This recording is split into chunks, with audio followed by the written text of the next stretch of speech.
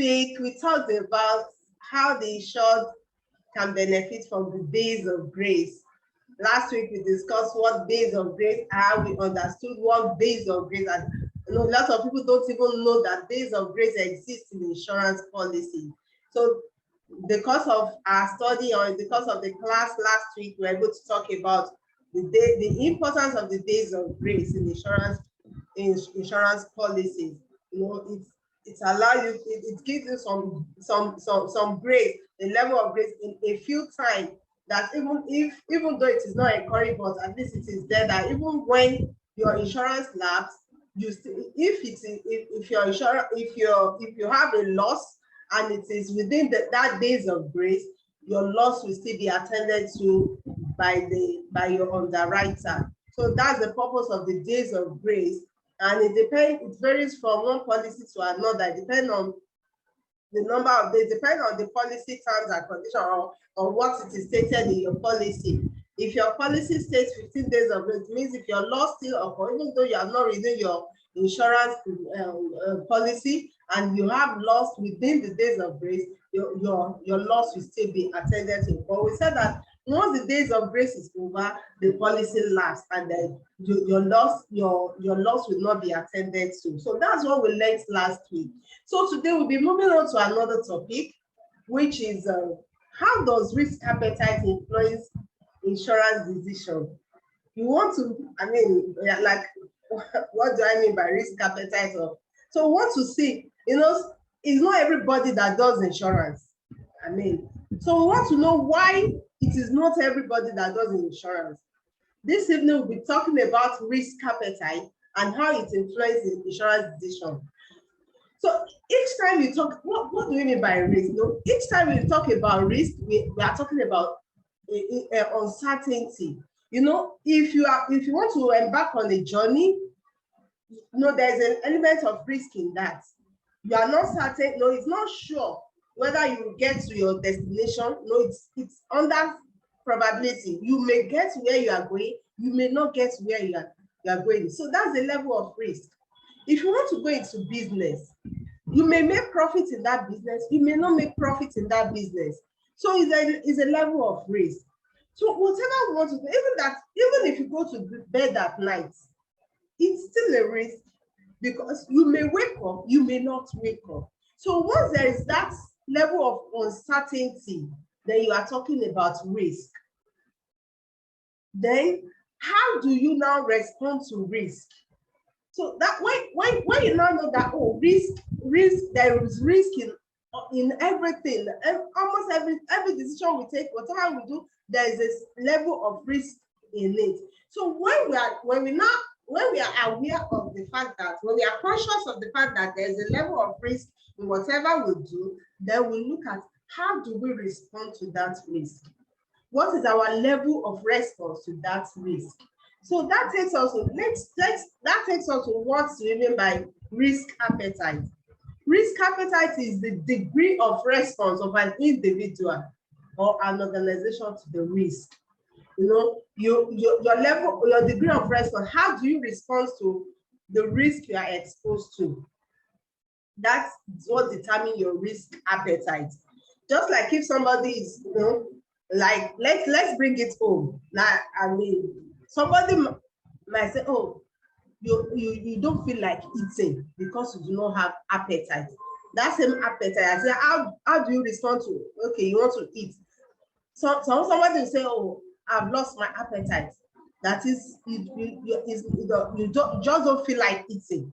So it's the same thing in insurance. If you don't have appetite for it, you cannot, you're like, what are they talking about? What are they discussing? Then your risk appetite is, okay, how are you responding to risk? Are you willing to accept your risk? Are you willing to to treat your risk? Are you willing to manage your risk? Your response, your degree of response to a risk is what we mean by risk appetite. Then your tolerance, your risk tolerance is the level of risk you can accommodate. The level of risk you can accommodate is your risk tolerance. I hope you can relate with that. Your risk tolerance is, okay, this level of risk, okay, I want to go, let's set an example. Okay, you want to go to, you want to take a journey, maybe you want to make a journey to, let's say from Lagos to Ibadan, and you look at the fuel in your vehicle. My fuel is half tank. Okay, can I go, will this vehicle be, will this fuel, will it take me to Ibadan? No, somebody who have appetite for risk might decide, no, this vehicle should be able to take this fuel should be able to take me to Ibadan. But somebody who doesn't have risk appetite will be like, let me fill my tank. I'm going on a journey. Let me fill my tank. I don't want to get stranded on the way. That's somebody who does not have appetite for risk. You say, oh, I don't want to get stranded on the way. He will fill his tank and he will set out for the journey. But somebody who has appetite for it, no, I should be able to, this level of fuel can still take me to Ibadan. So your appetite for risk determines your response to whatever you want to do. So also in insurance, those who are the people that insure, is it those people that have appetite for risk, or those people who do not have appetite for risk? Now we have types of risk appetite. We have types of risk appetite. We have the risk seeker, we have the risk averse, and we have the risk neutral. The risk seeker, those are the people that will like, no, let me accommodate this. So the risk seeker will like, okay, let's take, for example, somebody who is a risk seeker will not willingly do insurance. Okay, like somebody who is a risk will look at it that, no, what do I really, you know that we said insurance is, it may happen, it may not happen. But in insurance, because you may have a loss or you may not have a loss. So a risk seeker will like, we want to key on the side of there may not be loss. A risk seeker will put a car of 10 million naira on the road with just third party, because the only reason why he's in that third party is because is police let me pass. It's because of police let me pass. He's doing that third party not because he believes in the insurance. He's doing it because just so that police will not, stop me on the way. Those are risk seekers. They want to bear all the risk by themselves. The risk seeker will want to bear all the risk by themselves. So they wouldn't see the need for insurance. But the risk averse, they are the people that will always want to, let me be careful. Oh, the risk averse will put a car, even a car of 2 million naira will say, no, in case this car gets got stolen, we want to insure it, so that I wouldn't have to think of, if there's a loss, we will be thinking of another money to put it to fix the car, or to get another car. I'm just using a car as an example.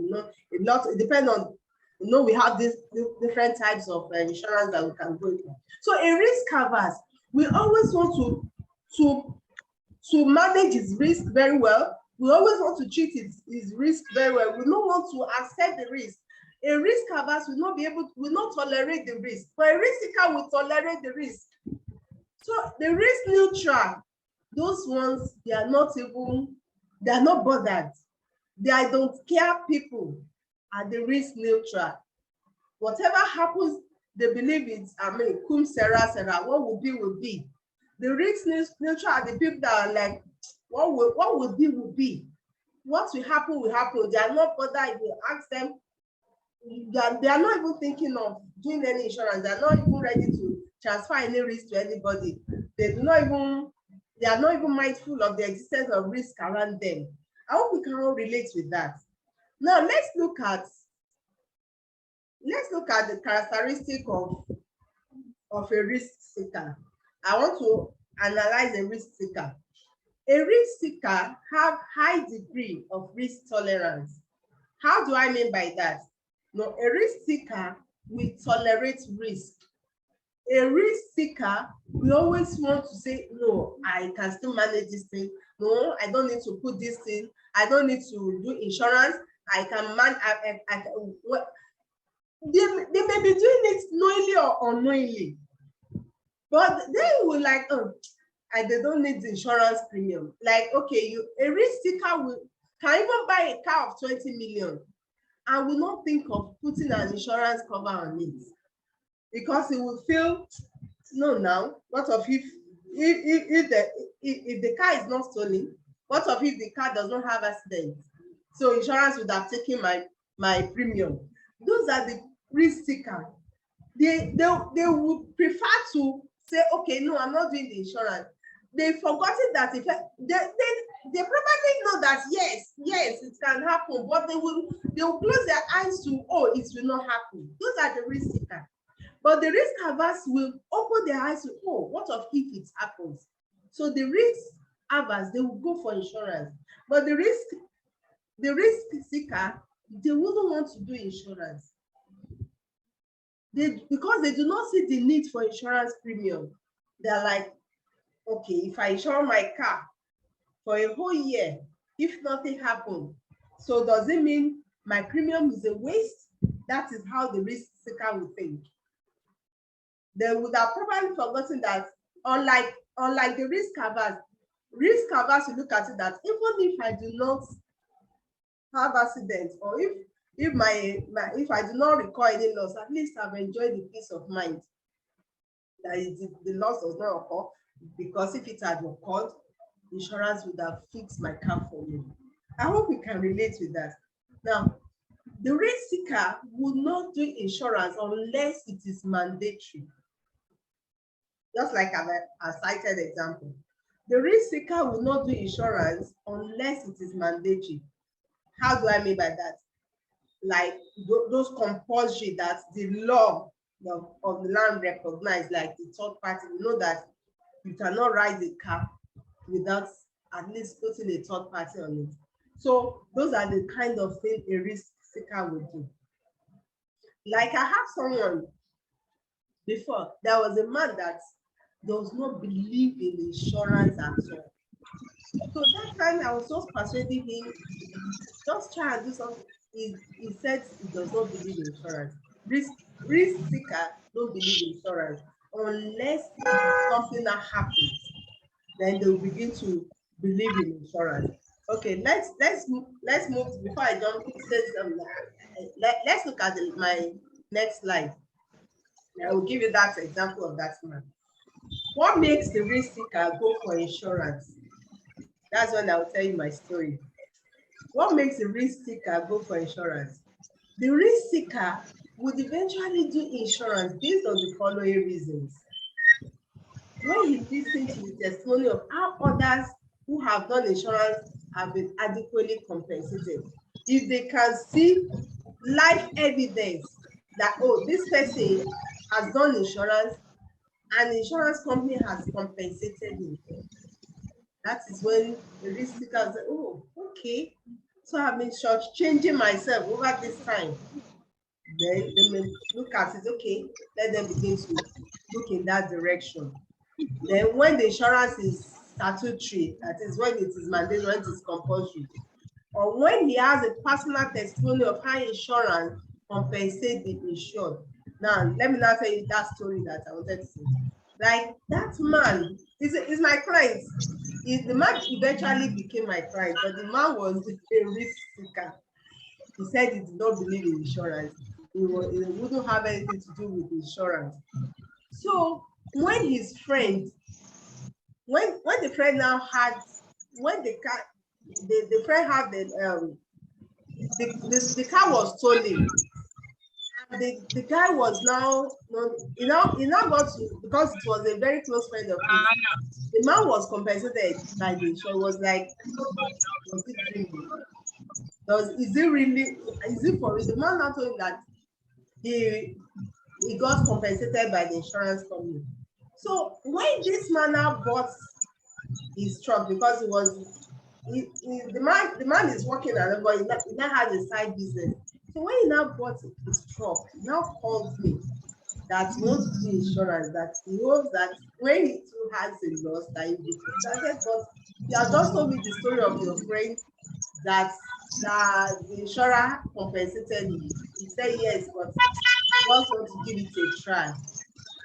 As if it was just destined. With that first year that the man did insure the truck now had accident. Immediately the man called me. He said, Grace, come on, it has happened though. Let me see whether you people will fix it my car for me or not. I said, we will always compensate. Once you have a claim, that is why insurance is in business. That's why we are in business. So I helped the man process the claim. That was when he now began to say, oh, so insurance really works. Insurance work because so you now began to look at it that so why has it been so you now imagine the man was paid 900,000 naira. It was like where would he have carved out 900,000? No, the car was not total loss. So it was like so he would have been looking for 900,000 naira to fix this truck. I think that is why insurance is in place. So a risk seeker will not on their own want to do insurance because they feel of if it does not happen. They have forgotten to look at the side of what of if it happens. So that is a risk seeker. Somebody who has appetite for risk. He might not even know that he's even doing himself by not doing insurance. He does not know that is by not doing insurance, you are putting all the risk yourself. That is why we now say you are risk seeker because you are putting all the risk on yourself. What you would have transferred the risk that you could have transferred so that when the loss occurs, you have a succor from your underwriter, from your insurer. But you want to put all the risk on yourself. So it doesn't work it. So your risk appetite is what determines whether you take insurance decision or not.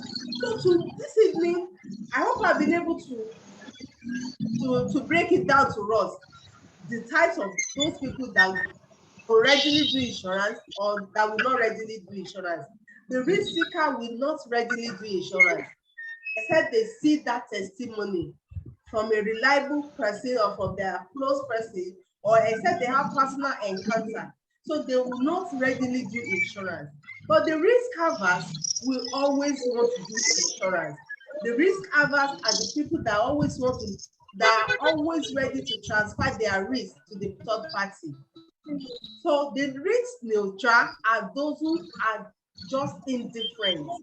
They are indifferent. They believe if they record a loss, it's because they are destined and they begin to look for the money and all that. You know, in insurance, it is the financial risk, any risk that would result in a financial loss.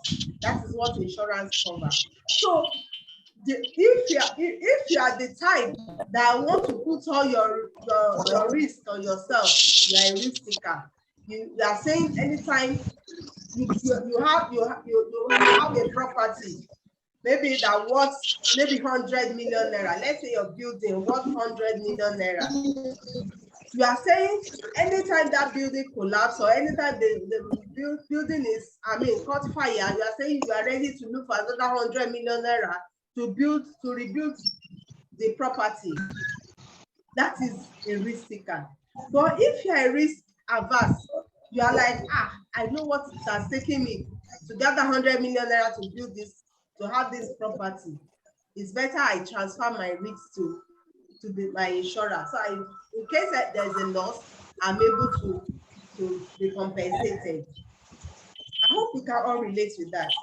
So this evening, I've been able to describe to us what influenced our decision to go for insurance, your risk appetite and your risk tolerance.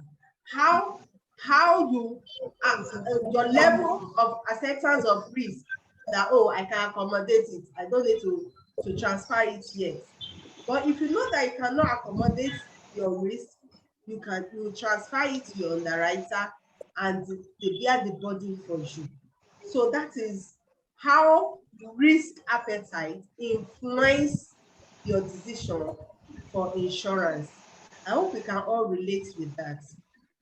I want to stop now because it is just 30 minutes interactive session with Grace. So if you have questions, kindly unmute and ask your question. I'll be willing to attend to your question now. Someone raise a hand. Kindly unmute and ask your question. If you are joining me on YouTube, just type the question. I will respond later. Mr. Peter, kindly unmute and ask your question, sir. Thank you, sir.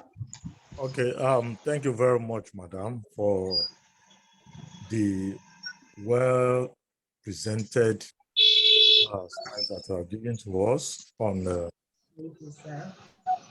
On how we can determine how the risk appetite influence the insurance policy that we take. And you told us today that the risk seeker, that it take sometimes for them to be convinced to buy insurance policy. Now, what are the factors do you think can affect individual to make them to become risk seeker rather than risk averse person? I give you an example. Yes, when you were making your presentation, you said unless the insurance is statutory, that's when the risk seeker comply. But naturally, I want to believe that everybody want to try and avoid risk. So I would say naturally, we are risk averse person. For instance, anybody that has a car would not want his car to have accident or to have anything. But what are the factors that you think can actually influence individual to become risk seeker instead of being risk averse? That's my question. Thank you. Thank you, Mr. Peter. I really appreciate you for that question. Just like I've said, it's an individual thing. Just like the example I cited, somebody might, okay, you have half tank of fuel. You want to travel to Ibadan. You are like, somebody may say, oh, this fuel should take me. Another person will like, no, let me fill it up. So I think it's just an individual thing. It depends on your nature. It depends on your nature. Actually, well, we can still say financial factor. Finance can be a factor because another person might even want to insure. It might like, oh, maybe he doesn't have the money for insurance. Apart from not believing in insurance, they might say, oh, maybe you have bought a car, you're like, oh, I use all the money to buy my car. I don't have money for the premium. So in a way, apart from being a natural, naturally, some people are risk seeker. Oh, let me do this. They always want to multitask. They always want to do many things at a time, But naturally, some people are like that. They can't be collected, cool and collected type. Then, apart from being that natural factor, your financial capacity also influence your maybe whether you are risk seeker or risk averse. Just like I said, when it comes to insurance, taking insurance decision, even the risk seeker, we said the risk seeker will not want to do insurance. They may not even know that they are causing more harm than that. For not taking insurance, it's more expensive not taking insurance than taking insurance. How do I mean?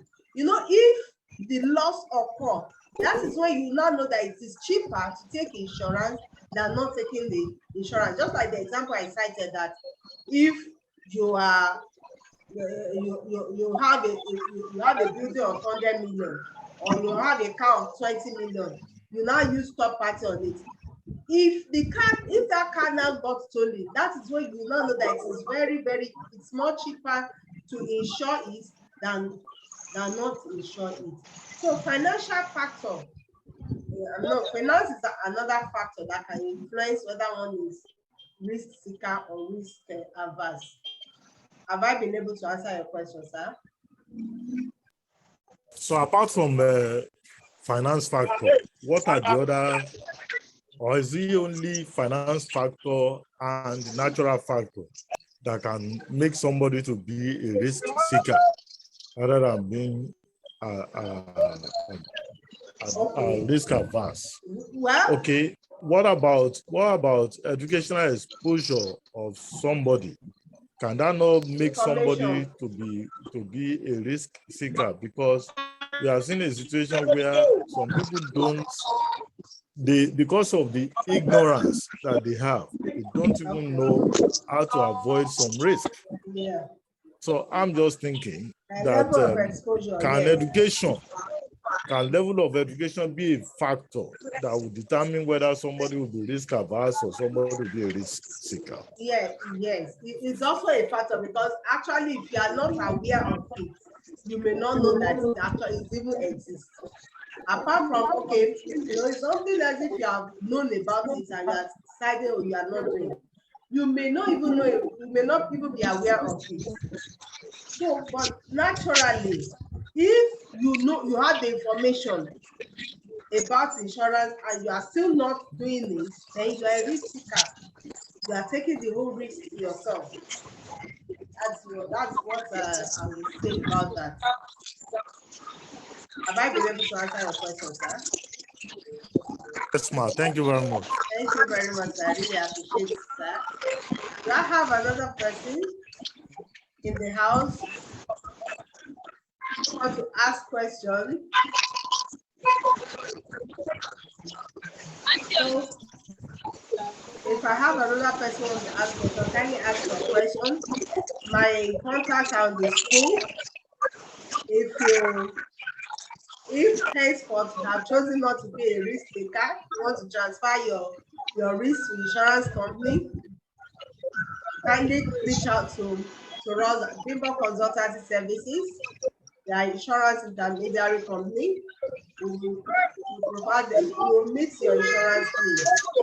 info@graceojoblog.com or info@bimboconsultancyservices.com. And you can call me on 080-269-40605. Your insurance needs will be well attended to. Do I have another person? Our time is up. It's just 30 minutes interactive session with Grace Ojo. In the absence of no other question, I want to say thank you very much for those of you that have joined me this evening. I want to appreciate you. I want to say thank you. And let's meet again next week. Same time next week between 5:30 p.m. and 6 p.m. Have a wonderful evening. Thank you, everyone. Thank you. Oh, yeah, it's okay. Motola, I cited you. Thanks for joining live upon the man. Thank you. Good evening, everyone. Samuel, I appreciate you joining. Have a wonderful evening.